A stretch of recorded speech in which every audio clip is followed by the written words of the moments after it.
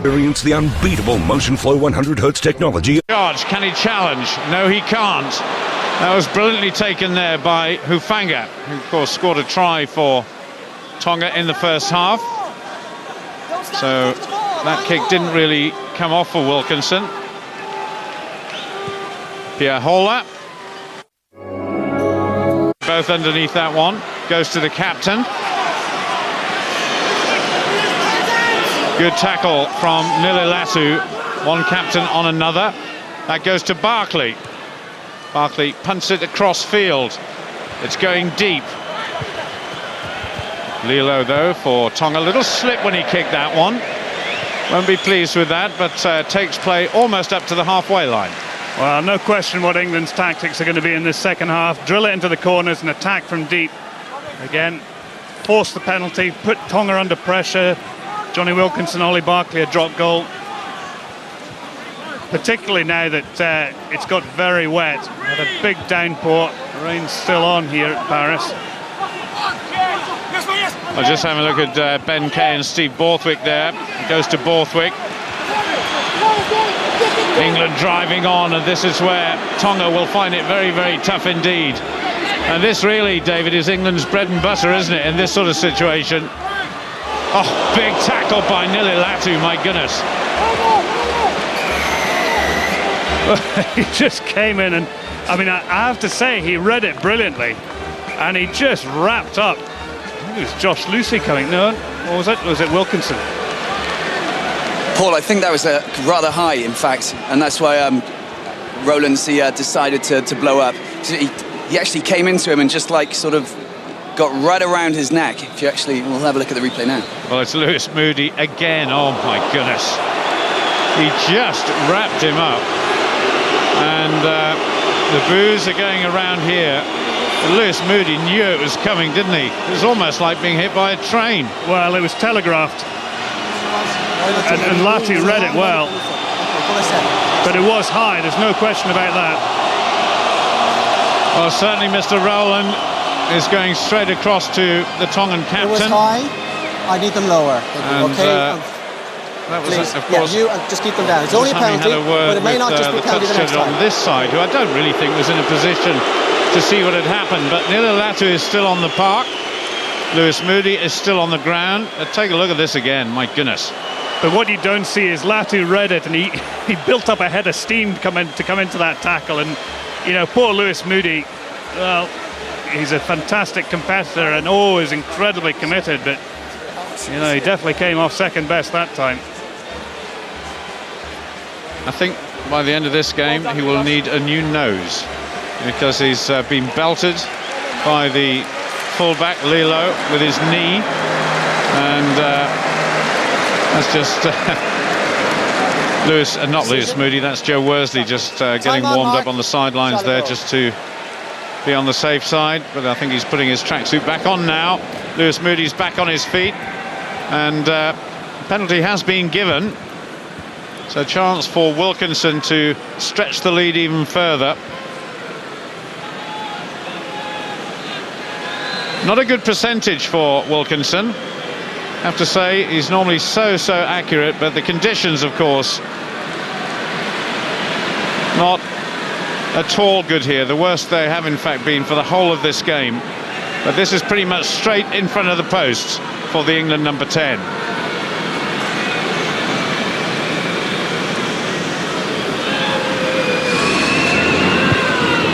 Big thump with the left foot. It's not curling round far enough, though. And that is miss number 3. That's almost unheard of. Well, he's missed a couple, albeit very difficult conversions from right out on the right-hand touchline. But it's a shame for England that they weren't able to capitalise on that penalty, because just stretch that lead. 9 points at the moment, would have been 12. And the momentum again, they scored just before half-time. If they could have come out and scored 3 points just after half-time, I'll feel a lot more comfortable about the situation. Nick Easter picks up. Not quite sure what he was aiming to do there, but it certainly fooled Nililatu. Gummersall. Long back to Wilkinson. Wilkinson once again aiming for that corner, but taken by the fullback, Lilo. And that is out into touch, so we have a line out. Well, they won't mind too much about that. England have got the throw in. It's on the 10-metre line. Another bizarre attempt at a chip by Nick Easter. I don't like to see big, heavy back row or second row forwards trying to chip the ball. We saw Ben Kay try and put a chip in, and just disastrous in the South Africa match. Stick to the knitting. Good take, right in the middle of the line there by Ben Kay. This is better from Matthew Tate. Matthew Tate breaks through, needs support though. Fina Maka it is, the giant number 8 for Tonga, who brings him down. Halitapoli certainly venting his spleen, I think is the right way of putting it. The Tongan flanker. That certainly was the best that we've seen of Matthew Tate so far in this game. Gummesel just waiting. Certainly not quick ball by England, but pushed across. It's just right in front of the post now. Contested by Ollie Barkley, but wrapped up eventually by Epitaione. Can England turn this over? Or will Tonga get possession? Tonga have it. Not a good pass, goes to Nililatu. Sorry, to the prop forward. Tonga-Wea.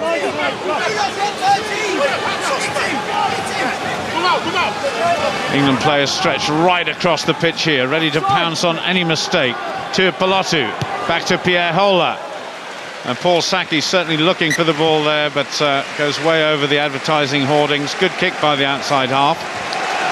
Yeah, but it was a good up and under by Johnny Wilkinson in the second. Absolutely the right thing to do. Stick it up in the air. But this is the first time we've really seen Matthew Tate have a chance to stretch his legs, actually creating a little bit of space, a little bit of a gap on the outside.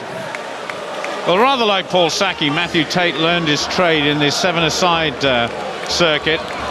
There is Taufaso Felisa as Tonga-Wea comes off.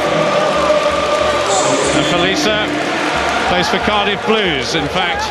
And this is his Rugby World Cup debut, so a big moment for the number 17. I'm not quite sure what was going on there, but neither did the Tongans, and England were a bit bemused as well. But Paul Saki can't go anywhere. Wrapped up by the substitute, to settle. Wilkinson coming flat. He's seen that Tonga have got it.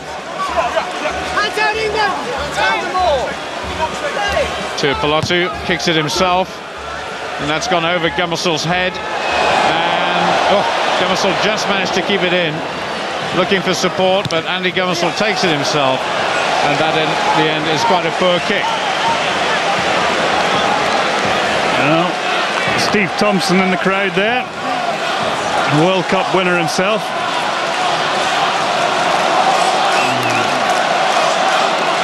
This is about the first time Tonga have had a good attacking position for some time. The question is, can they make the most of it? The substitute there, Felice standing at the front, Halitapoli standing at number 3, shouting instructions. And the two mobile back row forwards, Latu and Fina Maka right at the back. Good challenge by the English jumper, but taken on by Kisipulu. It's a knock-on. Big prop forward for Tonga. And the hooker has a go. Aleki Latui. And Tonga at the moment insisting on keeping it tight. Fina Maka picks up. Hands out, 6, hands out. Good drive though by the English forwards, led by Matt Stevens. That's a rock punch. And Tonga still have possession. That was better by Fa'aoso. Now a little chip over the top by Tuipulotu. Oh, Gummesel gets it, but he's brought down by Pierre Hola. And they'll have to come back for a 5-minute scrum. Well, great chasing there and harrying by Harley T-Pole. Went right the way through to put pressure on Gummesel there, forced him to carry over. Lovely little chip over the top there. Oh, Josh Lucy was trying to be the blocker for that kick, and well, now we've got another great attacking position for Tonga. Can England get the squeeze on? Well, you just get the feeling they've got to get the squeeze on here. The whole of Parc des Princes, well, not the whole of the Parc des Princes, but large majority of it shouting for Tonga. Finamaka just let it go between his legs. Good work though by the English back row. Lewis Moody takes it up to the 22. Gumasol chips over the top, looking for Martin Corey, but the England captain there has to let the ball go out into touch. Paul Saki, it's a shame he couldn't have got his hands on it, otherwise it'd have been away. Well, it was a shame that Tonga didn't make more of that.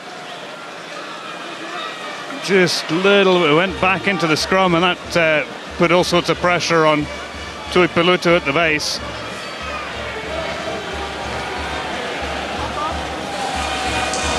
There's the scary face, I have to say, of Finamaka. It's as though another substitute is coming on for Tonga. It's certainly a problem, actually.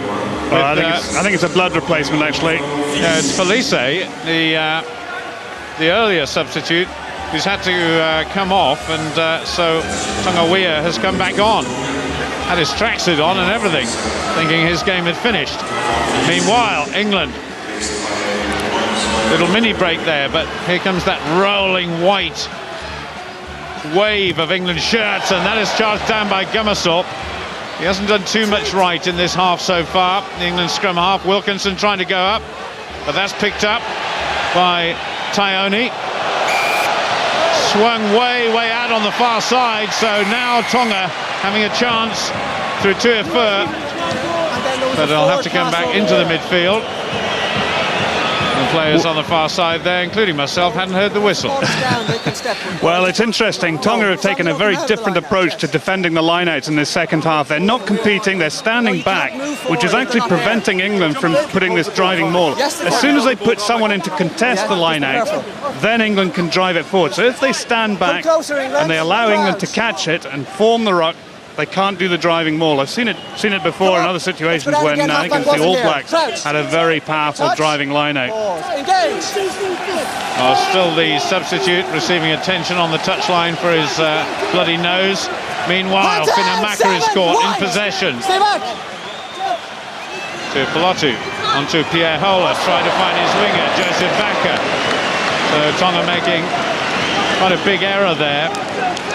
Well, it wasn't a good pass by Pierre Hola. He just gave it a lash, and there's no way Vaca was going to take that. I still think Joseph Vaca plays for the best-sounding rugby club in the world, the World Fighting Bulls in Japan, playing the Japanese league. Gumasol for England, just swings around a little bit there, picked up by Nick Easter. Well, hanging on to the ball presumably, and he's saying the culprit there is the England number 8, Nick Easter. Coming in at the side there, but great piece of harrying of Gumasol by Tuipulotu. Put a great tackle in about 2 or 3 yards behind the scrum, and his, as a tight forward, I know his tight forwards won't be happy with the fact that the breakdown's taken place 2 or 3 yards behind where the set piece stood. Well, it looks as though Andy Farrell is about to come on. Robbie, have you got some news for us? Yeah, absolutely. Andy Farrell just walking straight onto the pitch, replacing Ollie Barkley. So there's going to be a change in position, I do believe, because he's going to be... I know he's in centre, straight direct replacement. Well, I'm not surprised by that at all. I think the midfield defence has been poor by England. I think what Andy Farrell will do to the midfield defence will bring a lot more physical presence to it. He's in the line out, he's legal.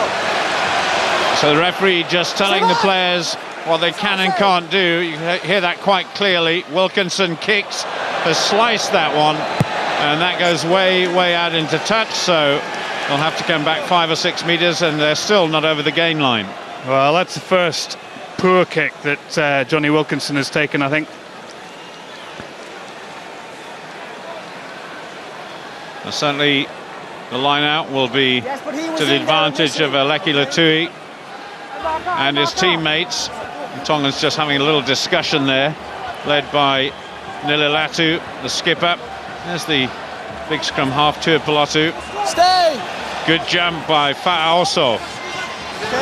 Just almost standing above everybody there and lobbing it out to his scrum half. Martin Corey has to go back round to the other side. Now the hooker, Aleki Tui, Good little bit of play by the Tongan forwards, but it goes to earth now, and Nick Easter diving head first in there as he spotted the ball, but Tonga still have it. To Pelotu, trying to take a quick one. Away goes the Tongan scrum half. Hands away! And certainly that